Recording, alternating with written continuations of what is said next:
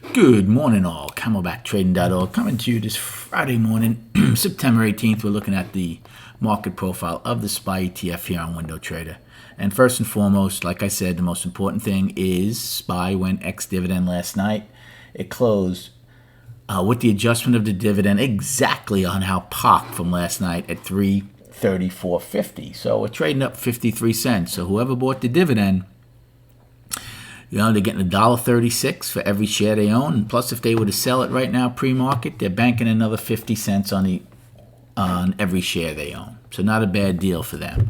We will have a disconnect from the ES profile because of this today, right? So you'd have to basically put $1.36 above where ES is trading. It's still within yesterday's range, but right now they would be having higher value as opposed to us opening in value. Okay, so once the profiles open, the profiles themselves for today, A, B, C, they'll be one time framing up or down in the same tandem, but differently against yesterday's range. Okay, so value will be different probably, at least to start. So right now, in balance, in value, we have a gap above us still. We have the gap below us, below the weekly low. What type of day do we get today? It remains to be seen. Let's go over destinations. So right now, again, I gave you all these destinations, but I'll give them again. 337.70, yesterday's high, and then filling the gap at 338.52. And then again, where change took place on the 16th. The price probe at 339.16 and 340.31, the price spike, right? That's still a very visual and relevant area. The bulls have to come back and take this back or nothing has changed. That's where the sellers took control. For the downside, we have 334.50, which is right where we settled with the dividend. 332.99, which is yesterday's low and also a poor low, and then 331 weekly low, and then filling the gap at 300.06, 94-point gap. Now, my pre-market high, overnight highs from last night right now, so that's pre-dividend of 338.68, and our pre-market low right now is 334.03. So what's the game plan? Well, again, it's quadruple expiration, so you're going to have probably a decent amount of volume on the opening, and then again near the close as they try to pin one of these prices for the options expiration. We're in balance, we're in value. More importantly, we're in M's range, right? M's range yesterday was just under $2.50. You know how I feel about M's range. So I expect tremendous chop inside of it, so there's not a lot of value here for me because you're going to be inside M's range, you're going to be inside balance, inside value. It's not like you're opening above M and then you get accepted into it and you look for it to trade the distance, or vice versa if you open below it and then get back into it. Right now, again, there's an hour, 10 minutes to go, we're opening inside, so the chop's going to be tremendous.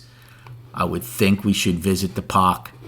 If we open in here, I am certainly going to wait for a period, most likely to form completely. Now, in the next hour, if we open above it, and then we come down and test it, you can take a call play because, again, unless you come back and get accepted into M, then the odds are you can go and get yesterday's high.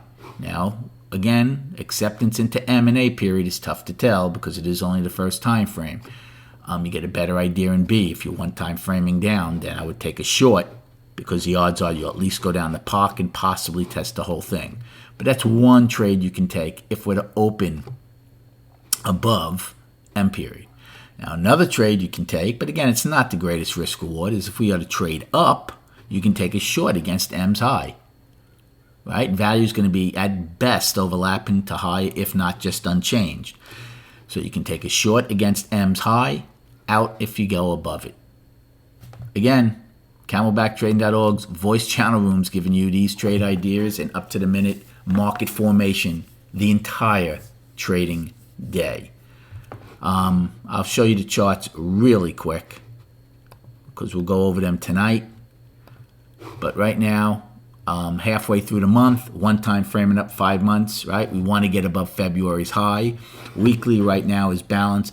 I keep calling this a 4-week balance. It's not so much even these two up here, but it's these two. But basically, it's a 2-week balance, right? It's this week's high and last week's low. That's what's going to be very important for next week, right? If we come out of this week's range next week to the upside, well, now we're back to one-time framing up, right? Once we stop the one-time framing down, I'm just calling this balance. But if we take it out to the upside, we're one-time framing up. If we take it out to the downside, we're still in balance, right? Down, up, down. But more importantly, if you take it out to the down, if you take out this week's low, then you're going to probably go and test the bottom of the balance, if not more, going forward. Okay, so very important things happening in the weekly and then in the daily. Again, a market imbalance is a market waiting for more market-generated information. Well, it's an 8-day balance. If at some point we're able to take out the top of it, well, then you could start marching up again to around the 348 level and then into the 350s. However, if you come out of it to the downside, you'll be accepted below the 50, and for sure, the monthly and weekly gaps down around the 327, 328 level would get filled. Good luck trading today. Have a great day. We'll recap the day and the week at 4 p.m.